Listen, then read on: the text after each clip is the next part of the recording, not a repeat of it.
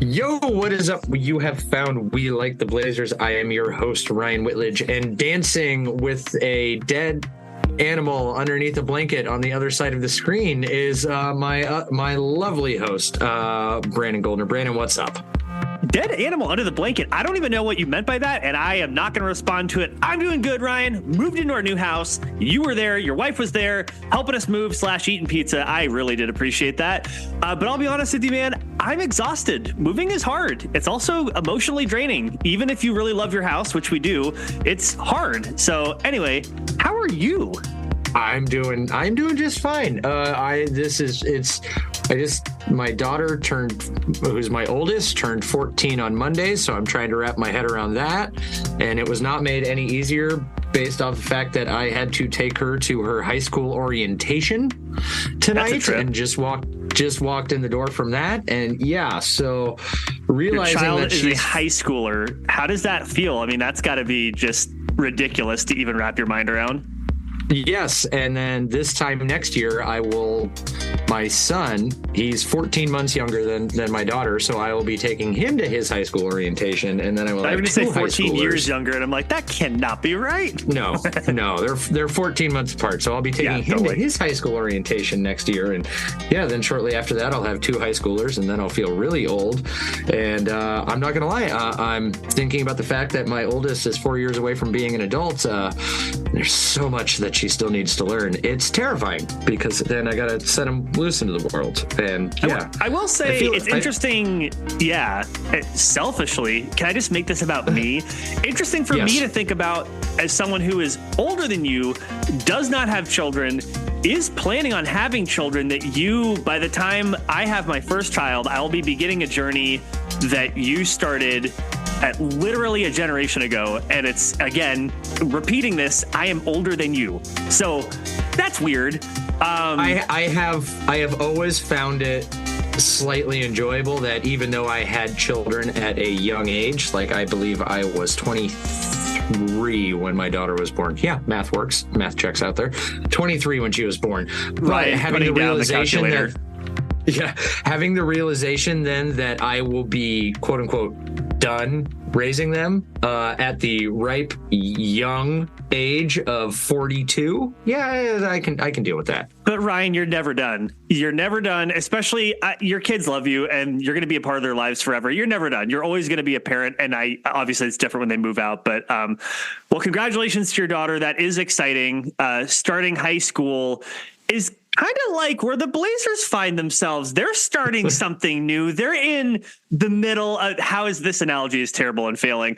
Help me, save me from this awful analogy. You got to complete it. It's like the Blazers are stepping into a new space with new people. You know, they're looking at all the other teams, and all the other teams look so much older and more mature than them. And it's very scary, and it's new, and it's going to take years for them to kind of, adjust to it. Sort of like the same thing like a rebuilding team. Basically, a rebuilding team in the NBA is the same as someone going to high school. Same thing. Don't question it. Totally makes sense. Completely logical. It's not that I'm absolutely exhausted and cannot think. Definitely not that. Close enough. It was a reach, but I'll give it to you. I tried. I'm not going to say you landed the plane successfully, but it made it on the runway. I'm not entirely sure if the wheels were down at the time, but you got deaths, several injuries, but all the passengers are alive, and that's all we care about. Ryan, where this are we starting today? By Boeing. No. So real quick, need sponsors. Real quick, congratulations to the Portland Trailblazers, our beloved team, the partial namesake of this podcast, for going winless in this extended month of February. I love that people have said that, at least it's February. It's a short month. It's short by 1 day. We're in a leap year, folks. You lost 1 day from the average month length. But, there was the All-Star break in there, so whatever. But 0 for 9 in the month of February. Good job. That is pro tanking. All of us who took the under of 28.5, hats off to you. Ryan, yes, do you know what the kids call that? They call that what? Understanding the assignment. Thank you very much. As soon as Joe Cronin laid his beady little eyes on Olivier Sarr, we knew this team was going to be tanking, and tank they did. Congratulations to them indeed. I mean, how do you feel about that? Like, it felt, I mean, this is like moral victory territory. Didn't it feel like a lot of those games were pretty competitive and like not quite as unwatchable as they had been at different points of the season? Outside of that abysmal 3 for 32 shoot or whatever the hell it was, the 9% 3-point shooting night from the other night. Outside of that, yeah. And that's kind of all I want as a fan watching these games is, you know, I'm understanding that, you know, you're not trying to win. You're not trying to intentionally absolutely suck, but I've wanted enjoyable games that are competitive for the most part, at least 65% of the game, and then it gets away from them and you lose and you hope you're ping pong stuck. It's that's what you can ask for. When they're horrible to watch games and they're getting blown out by 62 points, those are not the fun games of the season. But lately, we've been getting a little bit more of the fun games, of the fun losses. So, of course, referencing the January 11th absolute disaster class against Oklahoma City Thunder. Let me quickly rattle off in this losing streak. This is how much they have lost by: 12 points, 9, 6, 9, 12, 37, 15, 13, and 10. That's not that bad, right? Like, in some of those games they were leading and they blew leads. Some of those games they had little mini comebacks. So like, yeah, I think, and this is with tons of injuries, right? Like, we're talking about injuries to Anthony Simons, injuries to Scoot Henderson, injuries to Malcolm Brogdon, injuries to Deandre Ayton for a time, and now he's injured again. And luckily the x-rays on him came back negative. More on that in a second. But this team has looked somehow more cohesive, question mark, sprightly, question mark, feisty, question mark, despite all the injuries and despite the fact that they're tanking. This is what we want as Blazers fans. You already said it. We want them to get the highest possible lottery odds, and we don't want to be gouging our eyes out while they do it. Ryan, is this not like the most absolute perfect way that the Blazers could have rung in the month of March? Yeah, it is. And one of the funnier tweets, I think, that somebody dug up Sean Highkin's old tweet of saying that the Blazers were never going to be bad enough to be able to catch Charlotte.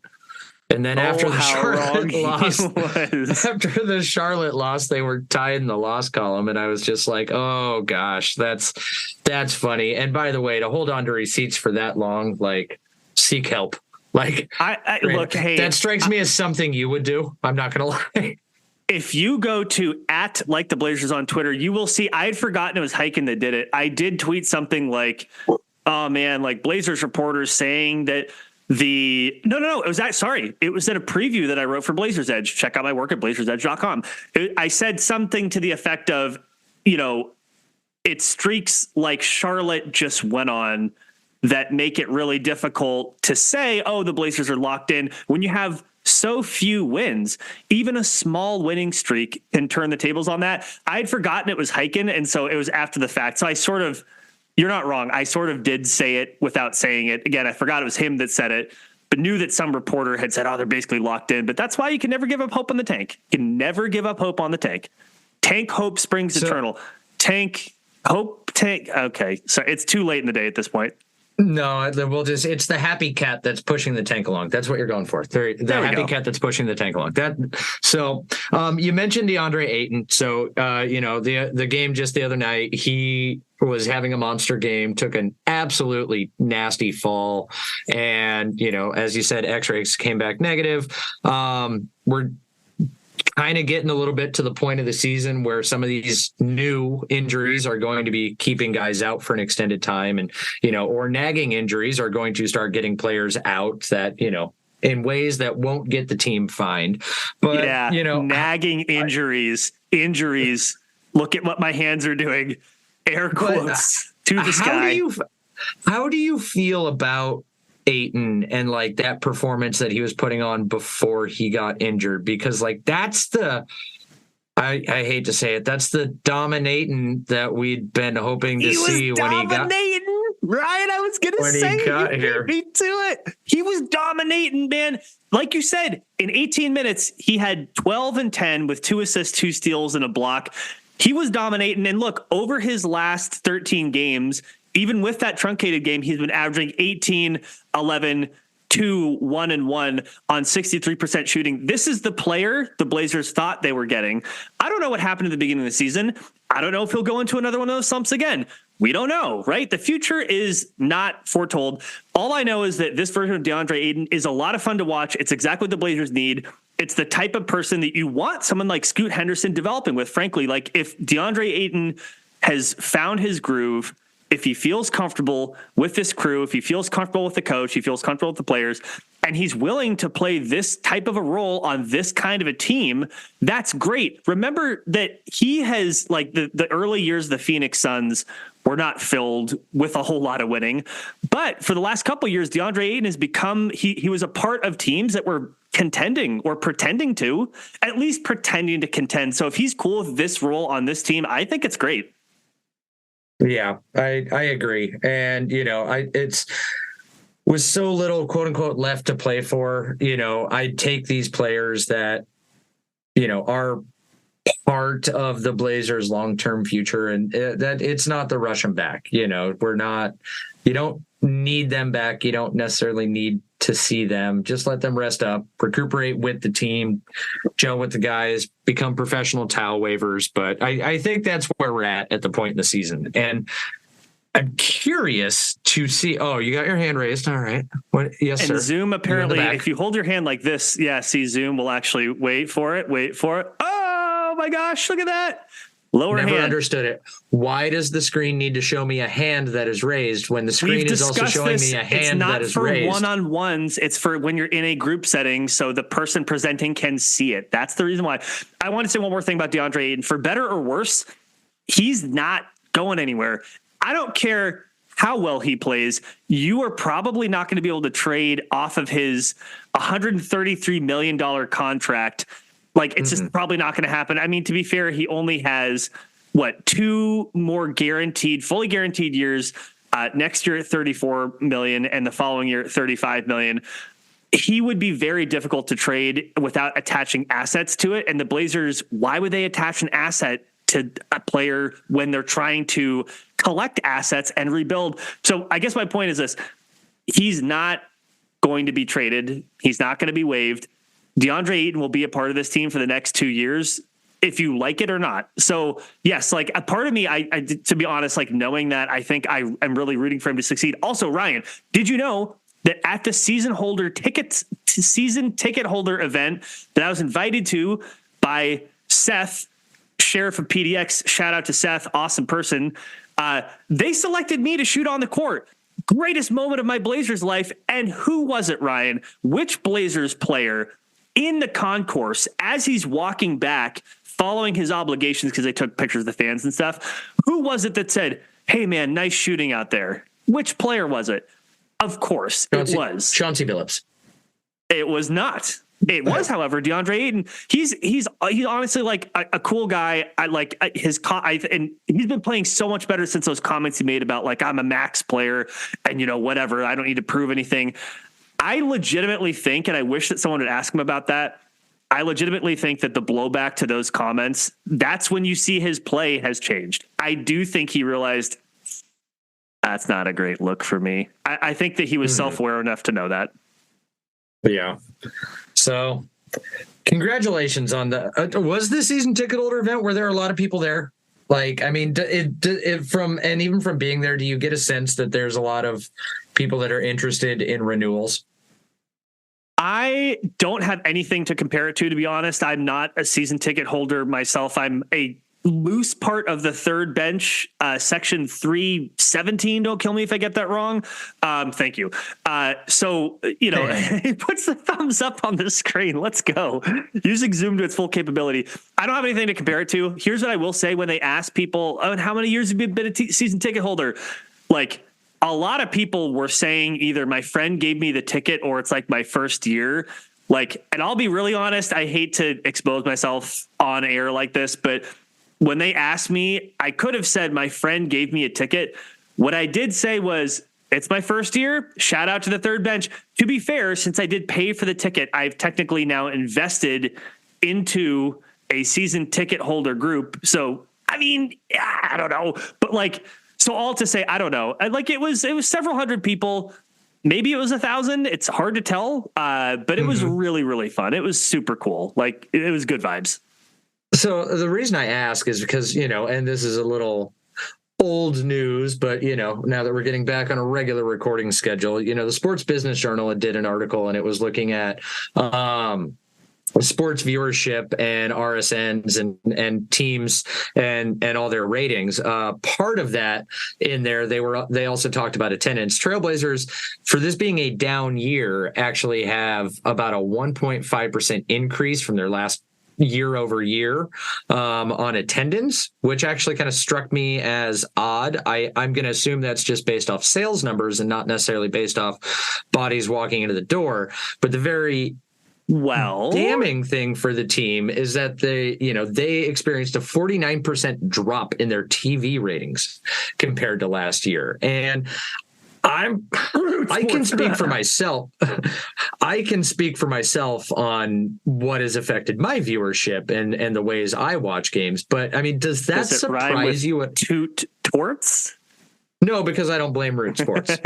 The Blazers. But that's the trendy thing to do. It is the trendy thing to do, but at the end of the day, as much as people want to hand wave for the organization and be like, hey, they don't control this, blah, blah, blah, they are still the ones that entered into the agreement with Root Sports. And while I understand it from a general numbers game, Root Sports is something that at the time that they entered in the agreement with them, was available in more households than they previously were on Comcast Sportsnet. More carriers, more ways. The funny thing is that I feel as though Comcast offers more technology to be able to watch games. Root is not something that has a standalone streaming app. You basically have to have a cable package, and then it does not help that the company that owns Root decided to say F you to the Trailblazers and did the tiered price increase right as the season was started. That is not something that was the Blazers' fault, but they were the unfortunate victims of that. But, while it has the possibility of having more eyeballs on your product, it seems to be somehow less accessible. Is that kind of like the vibe that you're getting? Well, yeah, no, it is. Because I was about to say, and I know that this is hard to quantify. It's not about how many people can potentially access it because it's part of their package. It's how many people are watching. How many people would like to watch and do not have a legal way of watching? Me, right? Because I mean, and look, I've been dabbling with potentially purchasing Fubo. Oh God. But like, and I can't even I don't know. I already pay enough for my internet. I have to pay literally the same amount for television that the only thing I want to watch is the Blazers. Give us a way to simply old hat. We've already talked about all this. I'm with you. Yes, it's not necessarily about how many households has Root and can potentially watch the game. It's how many people want to watch the game and can or can't. And right now it does seem less accessible. Yeah. And for me personally, when they went to Root, I had Comcast internet. I'm an old school DirecTV customer. I had cut the cord. I got rid of that. And then when the Blazers switched over to Root, they were off of YouTube TV. And me and a couple buddies, we had been sharing a YouTube TV because you can have up to 5 people or whatnot. So when that went away, I was looking around. Not want to get sued today. Not today, Satan. And I was it's legal. You can share it, but as long as you add them. I just think it's funny that you had to mention it. It's but just in case anyone's wondering. But sir, what is your social security number? It is 6. No. So yeah. Anyways, but at the time that I'm looking around, and I called up Xfinity, and it was only about $30 to add cable, and I was like, oh. Sweet. I'll go ahead and add that. It is no longer the case. And that right now, no longer the case. No. Now it is, I think, if you carrying. Watch, it's like $90 extra or something. I am currently carrying, it is $97 extra. And that is with me taking that is more than I pay for internet. Why would I pay that we all know hold on. And on top of it, that is with me getting that little discounted rate that they offered for a 6 months premium to continue with having Root on in that package tier. So I'm not even flexing at the point. It's the handsome man discount. Look, not all of us can be so lucky. Okay. No, they that was a thing. That was a full-on thing. The Blazers themselves were running that promotion on stuff on Root. Like, hey, go ahead and call. Here's this. But that promotion runs out in, I want to say, a month. And the wife and I, we're honestly cutting it. We're getting rid of cable because, for one, I have Blazers many options to stream games creatively. But go ahead. I understand sports as a business. I do understand that. I also think it's weird for the team to be talking out of both sides of its mouth with like, oh, we really want to increase access and have fans access the games. And by the way, it's like very difficult to access the games in any way that's like financially makes sense for 90% of people. You know what they could do, Ryan? It'd be easy enough for the team to simply go to Comcast, Fubo, whatever, and be like, we want you to create a promotional code where if fans enter this code, they get a certain amount off of their service for like 6 months or a year or 3 or even 3 months, anything like that. Would it cost the team money? Yep. Would it be a direct and very visible show that the team actually cares about increasing access to fans and not just saying, we're going to wait until the new contract? Because look, and I respect people who report on this team for a living. I respect each and every one of them. There's not one person who I don't have respect for. I'm racking my brain to think of someone who I fundamentally don't respect. There's nobody. I do respect all of them. And also, Ryan, I'm sick and tired of hearing from Blazers reporters who need to maintain access to the team in order to continue to have a job telling us, oh, you just wait until the team negotiates the next contract. It's going to be so great and so good. And just trust me. They really want to do something. They really do want to help the fan. They could do something right now, Ryan. Open up your pocketbook, Jody Allen. That's what you have to do. Well, if you'd like to expand the access to fans, that's something you could do. Doesn't have to be a big amount. Could be small. Could be for a short amount of time. That's how you could do it. The Blazers, they kind of test drove this a little bit. They did one game last season. I want to say it was a preseason game. They did 2 or 3 preseason games this year, kind of as a test drive, and they bounced around networks. And, no, just follow me through on this. Where they were carried over. They were on over the air. They were on over the air network, and so there was, I want to say, 2 of them were on Fox, and 1 of them was on the CW. And by all intents and purposes, everything that you're hearing is that the Blazers are aware of the situation. They were caught flat-footed. Oh, not you two. No. Brandon, no, they were caught unaware and flat-footed based on the price increase. That was not something that they were necessarily happy about, and they understand. So, but something that is within their power, and that I'll drop the dreaded sentence. I've made some texts and know it is the Blazers are legit planning on doing this as early as next season, of going back to Root and buying back, 41 games and working out a deal to get those on like a Fox or a CW so that they are legit. What have they done to my boy? What have they done? But see, what they need to do is that they need to get back on an over the air thing. And you're seeing that because even, what was it? Phoenix is doing it, right? The new owner and the Suns. Yes. And he did make the extra step of like, literally, if you did not have the equipment in order to get the over the air cable, you could go to the Suns website, put in a thing, and they'd freaking mail you the basic antenna. But that's I don't expect very visible show that they're trying to expand access to fans. Correct. And I don't expect Jody Allen and the Blazers or anyone to start mailing out antennas to people. But if you're telling me that they're going to go, Jody Allen to drive to my house and install the antenna I want her herself. Steaming, that's what I want. Steering down the road in the little Amazon delivery truck and hop out. Maybe she can wear the little Bert shorts. Cole, the Jody Allen and Joe Cronin. It's got to be Jody Allen. She's got to be wearing the little shorts so that we can objectify her like she did those Secret Service service workers, but whatever. Listen, we've got Ryan Whitledge over here drinking the company Kool-Aid. He's just pumping the company lines, telling us it's all going to be okay. Ryan, what about today? What about tomorrow? What about this season? This team, to your point, viewership is down. This team is tanking. Do you want to watch this shitty team more this season? I don't. I would like to. Yes, I want to see dominate, and I want to see Scoot Henderson once he's back. I want to see how Anthony Simons and Scoot and Shaden Sharp, even though he may be out for this season, blend with each other. I want to see more Tamani Kamara, to Mania, baby. I want to see more Delano Banton. I want to see him. I want to see. Look, I was not trying to mess up his name on purpose. Is there a Post-it note on your screen that had his name? There is that you not. Just had to I get am the mention flying. in? I am freeballing this, baby. But like, yeah, look. Fans want to see the game. I want to see the game. You want to see the game. And again, I know they're in a contract and they can't break it. I get that. I'm not telling them that they need to be the Matt Ishbias of the world and be the Phoenix Suns and do something drastic. I'm just saying, there is a way to give fans more access because it is very expensive. And that's literally by making it less expensive. It would cost the team money, but your viewership is bleeding. This team, small market team, also, are we going to talk about the renegotiation with the city of Portland and the 5-year extension on the arena?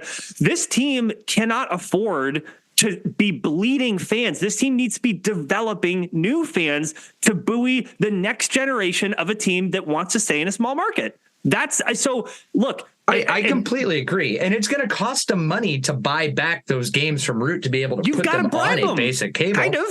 You got to bribe the fans. It's not a bribe. They literally, Root owns the broadcast rights for all non-nationally televised games. So if the Blazers want to do something, like they don't, while they produce all their own crap, they don't own their own freaking broadcast rights. Root does at the moment. So if they want to next season put those on an over-the-air cable thing to where you can have a freaking $10 antenna that then gets you half the Blazers games, they literally have to buy the broadcast price rights back to do that. And doing something like that, fans in order to watch them at this point right now, which is true. And again, like there is something to be said about like, and look, events like the season ticket holder events, like Fan Fest, like getting people excited about the team. Like I honestly, Ryan, like at that event, like I felt like a little kid.